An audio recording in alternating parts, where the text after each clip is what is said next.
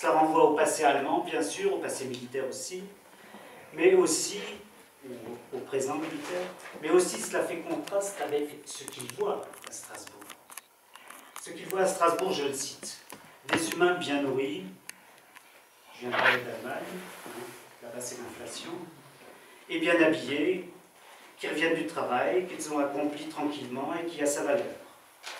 Allusion évidente à la misère outre-Rhin, à l'inflation galopante. Schickele ne parle plus de la guerre à présent, mais de ses profiteurs. Je le cite.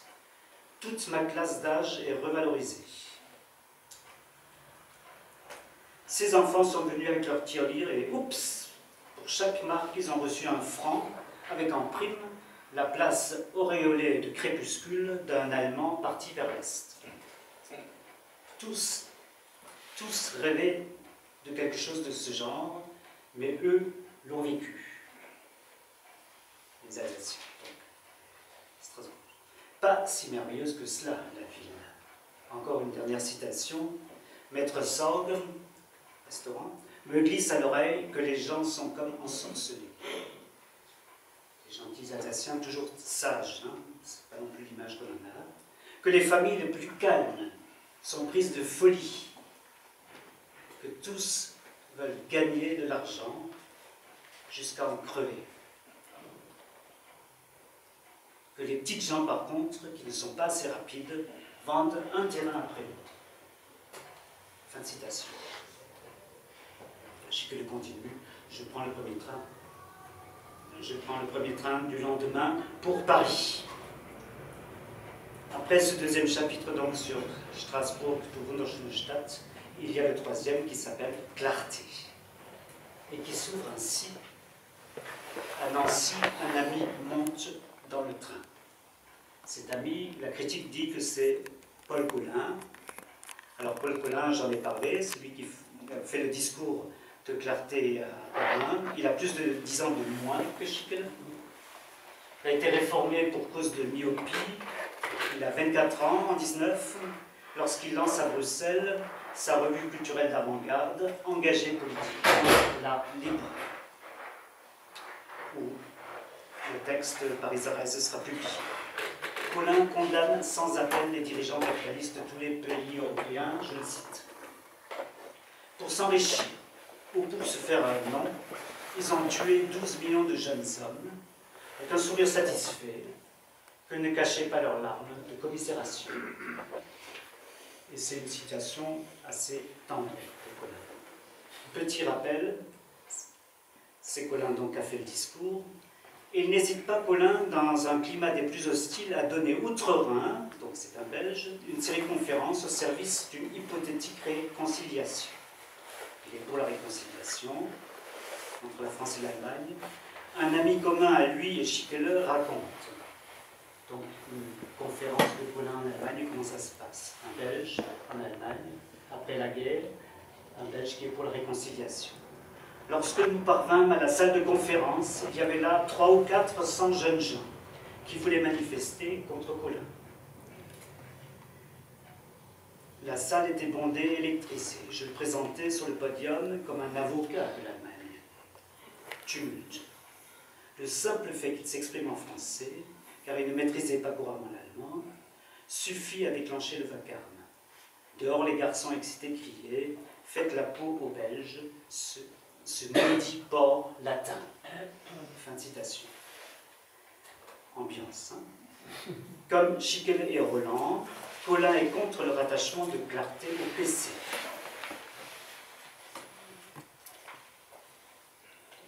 Maintenant, je continue avec Paris Arise, après cet excursus sur Colin. À l'arrivée, la discussion, à l'arrivée à Paris, donc, la discussion entre Colin et Schickele est très calme. Hein. C'est pas aussi houleux que les réunions. Je cite la discussion. Que va devenir Clarté? C'est Colin qui pose la question. Je réponds, le narrateur Schickele, nous allons le savoir bientôt, car j'ai l'intention d'aller voir Barbus et ses camarades le même soir encore. Dommage, dit mon ami. Crois-tu aussi que c'est la fin? Je hausse les épaules. Pressentant que c'est la fin d'une belle aventure, Schickele en raconte la genèse. Donc c'est la version de Schickele. Oui, ce serait dommage. Le groupe Clarté fut créé pendant la guerre par quelques hommes et femmes décidés à s'affirmer eux-mêmes et leur univers intellectuel contre la guerre. Des délégués du groupe établirent les principes d'une action commune qui devait absolument être réalisée immédiatement après la levée de l'état de siège. Fin de citation. Schickele évoque alors Barbus, dont les premiers actes sont jugés très positifs. Des groupes nationaux virent le jour, partout quelques personnes seulement, mais elles étaient là. Il insiste ensuite sur les critères proposés par Barbus et semble d'accord. Les fondateurs de Clarté poursuivaient un double but. Ils voulaient réunir des partisans d'une certaine vision du monde, des gens honnêtes et actifs qui croyaient en un socialisme de l'esprit. On insistait bien sur le caractère anticapitaliste du groupe, mais on avait écarté tout aussi consciemment une formulation qui aurait lié un membre du groupe à un parti politique. Fin de citation. Pour une efficacité optimale, la liberté devait ensuite être accordée à chaque groupe national. Je cite encore, le comité directeur surveillait la construction des murs de fondation. Une fois que ceux-ci étaient en place, chaque peuple ou chaque groupe pouvait aménager sa maison comme bon lui semblait. Et Schickele est toujours très précis dans ses textes. On l'a déjà vu dans le 9 novembre, où il y a toute une discussion théorique avec les théoriciens du marxisme. Cette fois-ci, c'est avec le léninisme qu'il est en prise. Ces discussions, disons, théoriques, très concrètes, très précises, sont ensuite relayées par des passages beaucoup plus lyriques et poétiques. Mais pour l'instant, je me concentre sur le sujet. Le meeting de Clarté et les communistes français. En réalité, toutes les figures de la galerie de portraits qui va suivre ne sont pas encore membres du Parti communiste français. Mais ils le deviendront dans le cadre de la préparation du congrès de Tours. Et René Schickele révèle, lorsqu'il décrit ce meeting de Clarté, l'idéologie et les méthodes utilisées. Je le cite. Le hasard a voulu que la même après-midi eut lieu un meeting de Clarté. Nous l'avons vu annoncer sur une colonne Maurice à la gare de l'Est. La section universitaire en était l'organisateur. Les étudiants étaient spécialement invités. Nous y sommes allés. Les étudiants. La salle était pleine à craquer. On nous a installé 2 chaises devant le premier rang. À la tribune, les dirigeants français, entre parenthèses, les seuls vrais, de Clarté, Henri Barbus au milieu. Alors, voilà, je vous montre. Alors, vous avez en haut, vous avez Vaillant Couturier, dont je vais parler, et Magdeleine Marx. Son nom de jeune fille, c'est Paz. C'est l'auteur d'un livre qui s'appelle Femme et qui a été traduit par Stefan Zweig et sa femme en Weib. Voilà. Alors, la salle était pleine à craquer, je l'ai dit. Les autres dirigeants connus sont donc Magdeleine Marx et Paul Vaillant-Couturier. Je en parle. Magdeleine Marx était brune et très jolie. Sans... Ça, c'était toi. Sans la moindre vanité, elle allait au-devant des 1000 regards comme d'un miroir. Tout de suite, j'ai reconnu les traits de son livre « Femme » qu'il avait rendu célèbre d'un coup. Fin de citation. Vient ensuite le jeune poète, Vaillant Couturier, à l'époque il est le jeune poète, qui représente à la Chambre des députés la circonscription électorale la plus radicale, dit Schickele. René Schickele aime les discours. Certains connaissent peut-être sa belle description de Jaurès en meeting. C'est extraordinaire. Maintenant, cette fois-ci, c'est Barbus.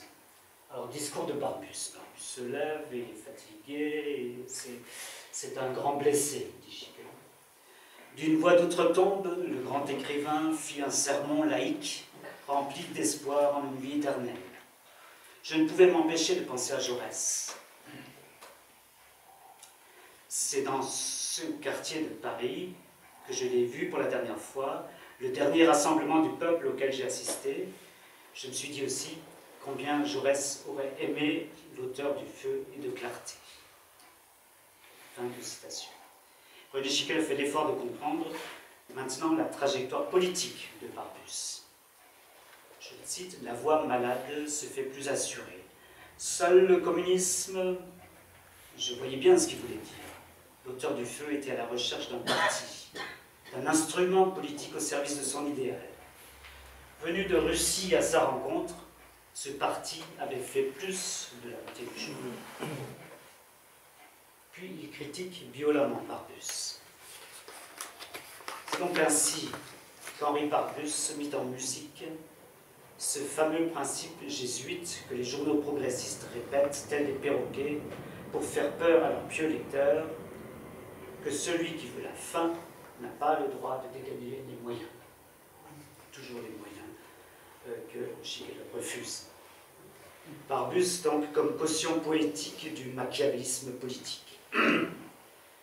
Ensuite, le journaliste Schickele dévoile la subtile tactique de Magdeleine Marx. Magdeleine Marx parlait aujourd'hui pour la dernière fois en public. Elle préférait se consacrer au travail silencieux, le seul à être vraiment efficace. C'est moi qui aurais dû applaudir, parce que j'aurais été ravi si je n'avais pas deviné qu'il y avait ici, non pas qu'il y allait ici, non pas d'une expérience personnelle, Magdeleine Marx, mais d'une dynamite tout à fait nouvelle, la cellule communiste. Fin de citation. Alors, il faut dire quand même que Magdeleine Marx fait un voyage à Moscou au début des années 20 et qu'elle sera dans l'opposition gauche à la fin des années 20, qu'elle sera très très engagée tout au long de sa carrière. Elle reste aussi féministe. Je crois qu'un de ses livres ultérieurs s'appelle « Femmes vendues », etc. Je laisse Magdeleine Marx et je passe à Vaillant Couturier. Alors là, c'est la rhétorique du sacrifice que Schickele va dénoncer. Je le cite, « L'orateur annonça la révolution. Ce sera demain, défiant les mitrailleuses qui le faucheraient peut-être. » Ces paroles de sacrifice très anciennes qui viennent à de très vieux comédiens normalement, voilà qu'un jeune écrivain, sérieux comme un pape, les faisait jaillir de son cœur. Fin de citation. Vient enfin le discours du syndicaliste révolutionnaire, baroudeur sachant manier le verbe, dont Schickele dénonce l'ouvriérisme anti-intellectuel. Alors celui-là n'est pas nommé, mais il le fait parler au discours direct. Alors, le syndicaliste révolutionnaire, pour le dire franchement, nous ne sommes pas tellement bien disposés vers les intellectuels. Les intellectuels, je veux bien qu'ils travaillent, mais ils ne font pas la même chose que nous. Pas les mêmes habits, pas les mêmes locaux. Ils ne vivent même pas parmi nous. Ils sont et restent des messieurs, même s'ils sont à l'extrême gauche de l'aile communiste. Car ils y sont seulement dans nos réunions, ou pour leurs articles de journaux. Sinon, ils restent chez eux. Ils y sont aussi tranquilles que dans une église. Fin de citation. Et maintenant, pour faire un travailleur, Dieu que c'est long. C'est toujours le syndicaliste révolutionnaire qui parle. Écoutez, mes camarades, je vais vous dire quelque chose. Les Anglais ont découvert qu'il fallait l'effort de 3 générations pour faire un gentleman. Nous ne ferons pas des travailleurs avant 3 générations. On se doute que l'animateur des fraises Platon n'apprécie guère ce genre de discours, et encore moins ce qui suit. Donc la fin du discours du syndicaliste révolutionnaire, les intellectuels ne doivent pas former de groupe particulier, donc Clarté ne doit pas être un groupe particulier, le bourgeois doit devenir un travailleur, ce n'est pas le travailleur qui doit devenir un bourgeois. Puisse Clarté agir dans ce sens. Fin de citation.